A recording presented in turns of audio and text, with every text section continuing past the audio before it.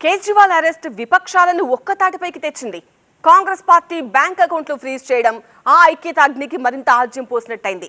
Save democracy అంటూ జాతీయ స్థాయిలో ప్రతిపక్షాలు రణభేరి మోగించాయి. ఇండియా ఫైట్ అంటూ ఢిల్లీలో మెగా ర్యాలీ నిర్వహించాయి. విపక్ష నేతలపై ఈడీ, సిబిఐ దాడులు ఆపాలని, కేజ్రీవాల్, సోరెన్లను విడుదల చేయాలని ఇండియా కూటమి డిమాండ్ చేసింది. ప్రజాస్వామ్యాన్ని కాపాడాలంటూ 29 పార్టీల నేతలు ముక్త కంఠంతో నినదించారు.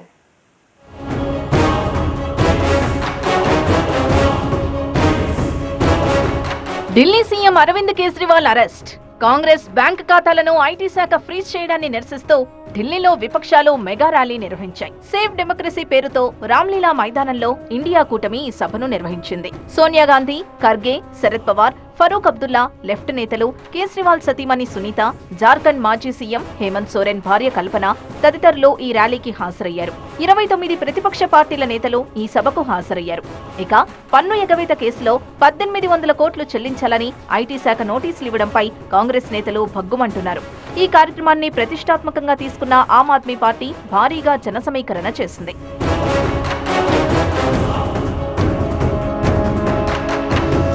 ఎన్నికల వేళ సిబిఐ, ఈడీ, ఐటీ దాడులతో విపక్ష నేతల్ని టార్గెట్ చేస్తున్నారని విమర్శించారు సోనియా గాంధీ.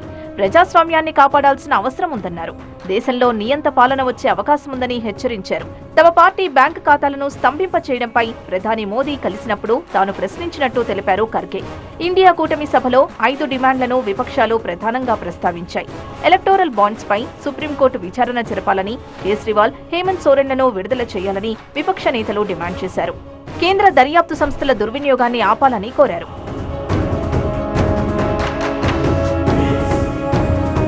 ఇండియా కూటమికి ఆప్ తరపున మద్దతు తెలుపుతున్నా అని కేజ్రీవాల్ సతీమణి సునీత కేజ్రీవాల్ పేర్కొన్నారు.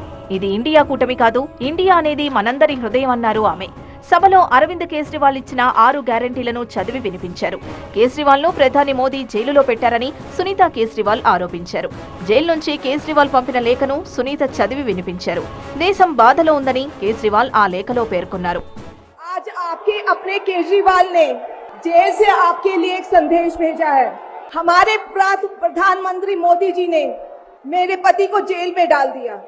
क्या प्रधानमंत्री जी ने सही किया? क्या आप सब मानते हैं कि केजरीवाल जी एक सच्चे देशभक्त और ईमानदार इंसान हैं? आपके केजरीवाल शेर है, शेर। ये ज्यादा दिन तक उनको जेल में नहीं रख पाएंगे। ఎన్నికల్లో ప్రజాస్వామ్యం కావాలో, నియంతృత్వం కావాలో ప్రజలే నిర్ణయించుకోవాలన్నారు కాంగ్రెస్ జాతీయ అధ్యక్షుడు మల్లికార్జున ఖర్గే. నియంతృత్వానికి మద్దతిచ్చేవారిని దేశం నుంచి తరిమి కొట్టాలన్నారు. బీజేపీ, ఆర్ఎస్ఎస్ విషన్ లాంటివని, వాటి విషన్ రుచి చూసినా మరణిస్తామంటూ ఖర్గే ఘాటు ఆరోపణలు చేశారు. जो लोकतंत्र चाहते हैं वो हाथ उठाइए दोनों, और जो तानाशाही का समर्थन करते हैं उनको इस देश से निकाल के फेंकना पड़ेगा। ये बीजेपी खास करके ये एक पॉइजन के जैसा है, आरएसएस ये पॉइजन के जैसा है। अगर आप चाहते हैं चलो भाई इसको भी हम देख लेंगे थोड़ा चाट के, विष को देखेंगे तो भी मरेंगे। ఇక ఇండియా కూటమి సభలో రాహుల్ గాంధీ సంచలన వ్యాఖ్యలు చేశారు. లోక్సభ ఎన్నికల్లో మ్యాచ్ ఫిక్సింగ్ జరుగుతోందని ఆరోపణలు చేశారు. బడా వ్యాపారవేత్తల సాయంతో ఎన్నికల్లో గెలిచేందుకు మోదీ ఫిక్సింగ్ చేసుకున్నారని ఆరోపించారు. కేంద్ర ఎన్నికల సంఘంలో బీజేపీ మనుషులున్నారని ఆరోపించారు. ఎన్నికల తర్వాత రాజ్యాంగాన్ని రద్దు చేసే కుట్ర జరుగుతోందని ఆరోపించారు రాహుల్ గాంధీ.